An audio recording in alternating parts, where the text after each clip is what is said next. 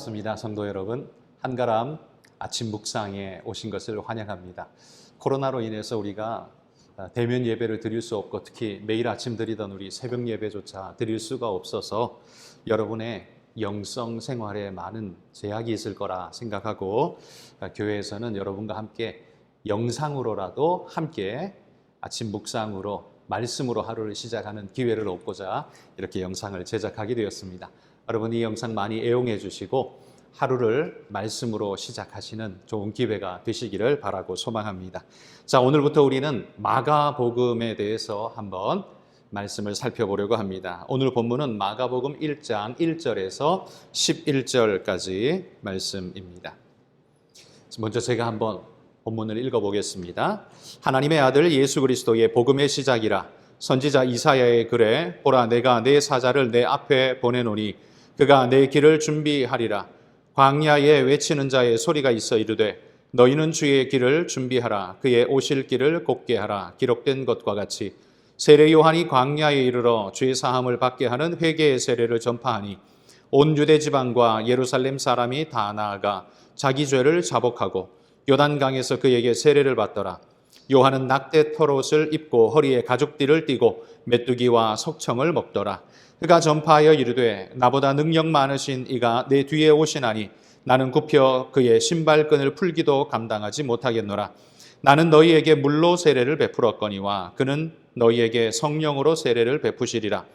그때에 예수께서 갈릴리 나사렛으로부터 와서 요단강에서 요한에게 세례를 받으시고 곧 물에서 올라오실새 하늘이 갈라짐과 성령이 비둘기같이 자기에게 내려오심을 보시더니 하늘로부터 소리가 나기를 너는 내 사랑하는 아들이라 내가 너를 기뻐하노라 하시니라. 아멘. 우리가 오늘 살펴보고 읽은 이 본문의 말씀은 마가가 예수님이 바로 하나님의 아들 그리스도시라는 사실을 소개하면서 이 글을 열고 있습니다. 사실 마가복음은요, 유대인들에게 기록한 것이 아니라 예수님을 알지 못하는 그리고 유대인 아닌 이방인, 특별히 로마인들을 향해서 이 복음서를 기록했습니다. 그래서 마가복음에 보면 유대인의 관습이나 어떤 그 용어들을 헬라어로 풀어서 설명해 주는 그런 구절이 있습니다. 예를 들면 마가복음 5장에 소녀야 일어나라 그러면서 달리다굼이라는 단어를 쓰죠. 그런데 이 단어를 유대인 외에 로마인이었던 그들은 무슨 말인지 모르기 때문에 해석을 해주죠. 해석하면 소녀야 일어나라 이런 말이다 라고 해석을 해주고 있습니다. 그러니까 마가복음은 유대인 아닌 로마인들에게 제국의 모든 사람들에게 예수님을 증거하기 위해 쓴 복음서이다 라는 거죠. 이 복음서 내용의 1절은 이렇게 시작합니다. 하나님의 아들 예수 그리스도의 복음의 시작이라. 하나님의 아들 예수 그리스도 그분의 복된 소식이 시작되었습니다 라고 선포하는 거지요. 그러면서 이렇게 이야기를 풀어갑니다. 이 복음의 이야기를 풀어가면서 1장에서는 이분이 뜬금없이 갑자기 오신 분이 아니라 하나님의 준비와 말씀하신 예비하신 그대로 주님은 오셨습니다. 강조하는 겁니다. 어떻게요? 2절에 보면 이사야의 선지자의 글에 예고한 것처럼 그렇게 우리 주님은 오셨습니다. 어떻게요? 보라 내가 내 사자를 내 앞에 보내노니 그가 내 길을 준비하시리라.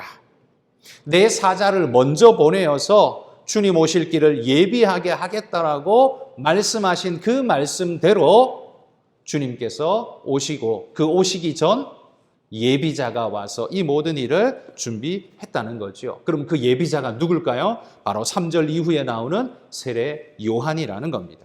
세례 요한은 제사장의 아들이었고 그러니 제사장이죠.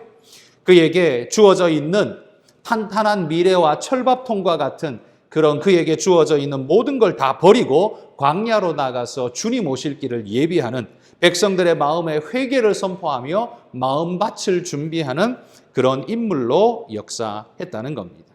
그러니까 왜 이 세례 요한 이야기를 마가복음을 시작하면서 제일 첫머리에 언급하고 있느냐? 그 이유는 예수님은 성경에 말씀하신 대로 먼저 앞서 사자를 보내리라 라고 말씀하신 대로 그렇게 앞선 사자를 두고 오신 진정한 왕이시다라는 사실을 강조하기 위함이죠. 그런데 그 앞선 자가 누구냐? 그 앞선 자가 바로 세례 요한, 엄청난 분이었죠. 그 시대의 세례 요한은요, 혹시 메시아가 아닌가라고 생각할 만큼 대단히 추앙받던 인물이었습니다. 그가 전하는 메시지는요, 일반의 보통 그 지도자들이 가지고 있었던 그런 정도의 메시지가 아니라 정말 살아있고 역사하는 말씀 그대로의 메시지였습니다. 그리고 그는 제사장의 아들로 제사장이죠. 신분도 높고 말씀 그대로 살려고 모든 건 내버리고 광야로 나가서 사는 모범적인 그리고 말씀에 입각한 그런 존재였습니다. 그러니 이런 분이 메시아 아닐까라고 생각하는 건 그 시대 사람들에게 당연한 거였습니다. 그런데 오히려 그 세례 요한이 뭐라고 말합니까? 자기를 가리켜 이렇게 말합니다. 7절과 8절에 보시면 나보다 능력 많으신 이가 내 뒤에 오시나니 나는 굽혀 그의 신발끈을 풀기도 감당하지 못하겠노라. 나는 너희에게 물로 세례를 베풀거니와 그는 너희에게 성령으로 세례를 베풀리라. 이렇게 세례 요한이 말씀하셨다는 거죠. 그러니까 세례 요한도요, 자기 뒤에 오실 메시아를 내가 준비하고 기다리고 있는데 그분이 오시면 그분이 얼마나 대단한 분인가 하면 여러분이 나를 메시아 아닌가 말씀하시지만 나는 사실 그분의 신발끈을 풀 능력조차 없는 그런 종의 수준에도 미치지 못하는 그런 존재입니다. 그러니까 자신의 낮음을 이야기하는 게 아니라 그분의 높으심을 지금 굉장히 강조하고 있는 거죠. 주님은 그런 분이시라는 거예요. 또한 자기는 지금 여기서 물로 세례를 주고 있지만 예수님은 어떻게 하신다고요? 그분은 성령으로 여러분에게 세례를 주실 겁니다. 그러니까 차원이 다른 어마어마한 분이십니다 라고 그가 지금 증언하고 있는 겁니다. 그러니까 마가는 온 세례 요한이 메시아 아닐까라고 생각할 만한 그런 뛰어난 인물 세례 요한조차도 예수님에 대해서 자기 자신이 정말 보잘것없는 주님은 어마어마한 분이라는 걸 이렇게 증언했다라는 걸 세상에 드러내는 거죠. 도대체 이분이 누굴까? 호기심을 자극하는 말씀이 아닐 수 없습니다. 그분은 물로 세례를 부는 게 아니라 성령으로 세례를 주실 거라고 이야기했어요. 그런데 그 말씀 그대로 10절과 11절의 말씀에 보면 예수님께서 세례받으러 오셨을 때에 세례 요한에게 세례받으러 오셨을 때에 오히려 어떤 일이 일어났는가? 10절 보면 성령이 비둘기같이 주님 머리 위에 내려오셨다 이렇게 표현하고 있습니다. 주님이 성령이 비둘기같이 머리 위에 임했다. 여러분 이게 어떤 의미일까요? 이건 구약시대에 예를 들어 사무엘이 다윗에게 기름 붓던 걸 생각해 보십시오. 왕으로 세우라고 하나님 명령 따라가서 기름을 부어서 다윗을 왕으로 세웠습니다. 그때 머리에 붓는 이 도유의 장면, 이 장면이 지금 예수님에게는 어떤 식으로 나타나요? 그냥 기름 붓는 사람이 기름 부어주는 정도가 아니라 하나님께서 친히 성령을 부으셔서 역사한 존재라고 말하고 있습니다. 그러니까 하나님의 성령이 부어진 진정한 하나님, 참 하나님, 권위가 누구와도 비교할 수 없는 엄청난 분이심을 인정하죠. 그러니 성령께서 확증해 주시고 인정하신 바로 그분이라는 겁니다. 또한 11절에는 뭐라고 말해요? 하늘에서 소리가 납니다. 이 소리는 누구의 소리겠습니까? 하나님의 음성이죠. 하나님이 친히 말씀하시기를 너는 내 사랑하는 아들이라 내가 너를 기뻐하노라 라고 말하고 있습니다. 그러니까 하나님도 인증하고 계신다는 말씀이죠. 그러니 오늘 본문에 보십시오. 오늘 본문에 보면 세 가지가 예수님이 누구신가를 인증해 주고 있습니다. 첫 번째는 구약에 말씀하신 대로 주님이 역사를 이루시기 전에 앞선 사자를 보내시겠다라고 예언 말씀하셨던 그 말씀대로 주님 앞에 세례 요한이 와서 그분의 앞길을 예비하셨습니다. 그러니 이분은 바로 구약에 말씀하신 약속하신 그 메시아 그분 아니겠습니까? 말하는 거죠.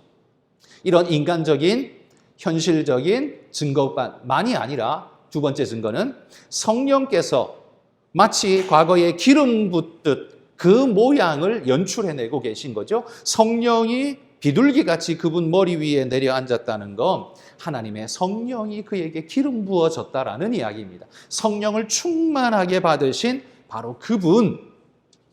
그러니까 그 어떤 왕, 모든 왕들은 기름 부어져서 왕으로 세움받았지만 이분은 물리적 기름이 아니라 하늘의 성령을 폭포수같이 받은 그분이라는 거지요. 어마어마한 분이시라는 겁니다. 세 번째는 뭡니까? 세 번째는 하늘에서 친히 음성을 들려주셨습니다. 그러니까 기름 붓는 것 자체가 하나님이 그를 세웠다라는 증거였거든요. 그런데 그 증거를 뛰어넘어서 직접 하나님이 말씀해 주셨습니다. 직접 하나님이 말씀해 주시기를 너는 내 사랑하는 아들이라 내가 너를 기뻐하노라 라고 말씀하시면서 이 예수는 하나님께서 친히 인정하시고 확증해 주신 바로 그분이셨습니다 라고 지금 인정하고 증거하고 있는 거죠. 그러니까 마가는 1장에서 세 가지의 증거를 들이대고 있습니다.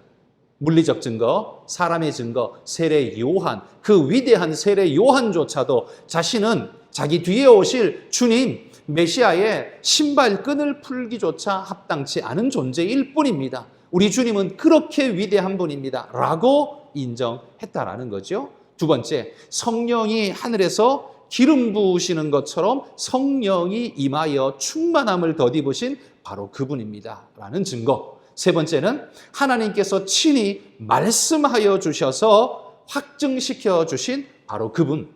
여러분, 세상에 이런 분이 또 어디 있습니까?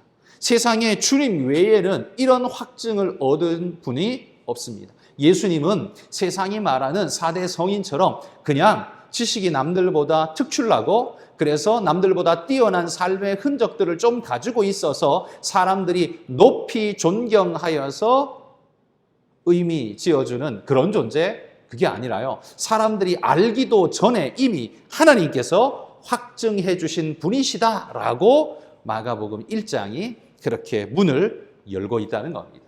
예수님이 누구십니까? 예수님은 사람에 의해서 인정받는 사람 아닙니다.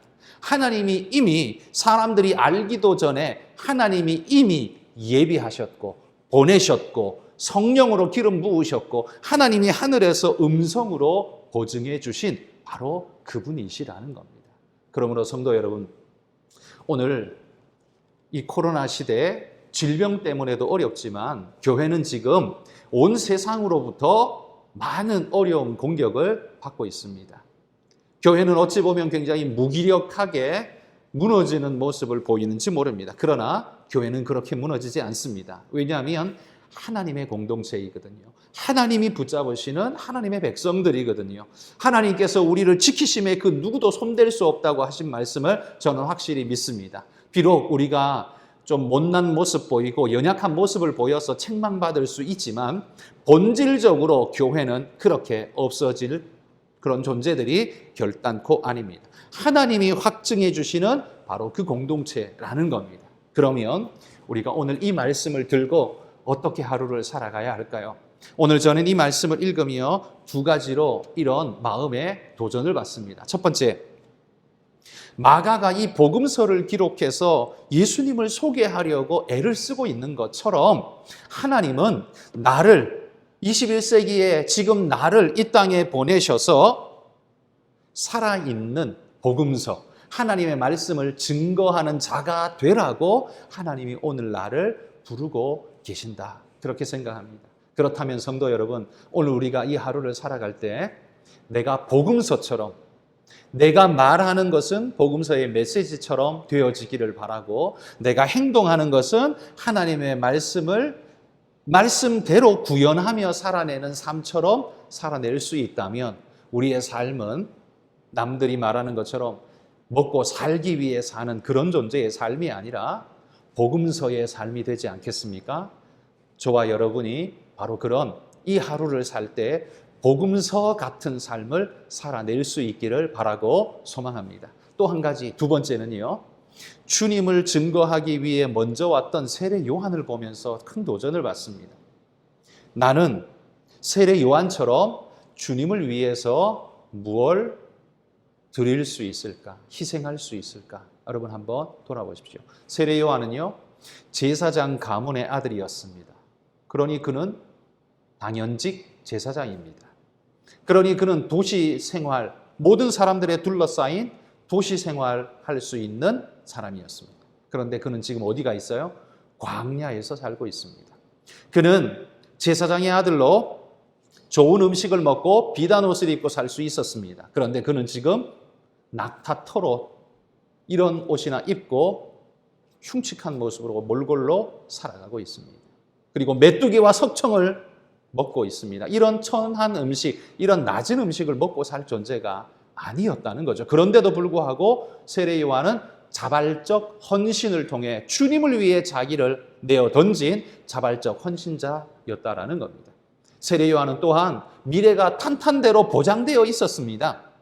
누구도 제사장을 함부로 어찌할 수 없습니다. 그런데 이 철밥통을 세례 요한은 스스로 차버리고 광야로 나아가서 복음 전하는 것에만 자기의 모든 걸 걸겠다고 뛰어나간 그런 인물이 되었습니다.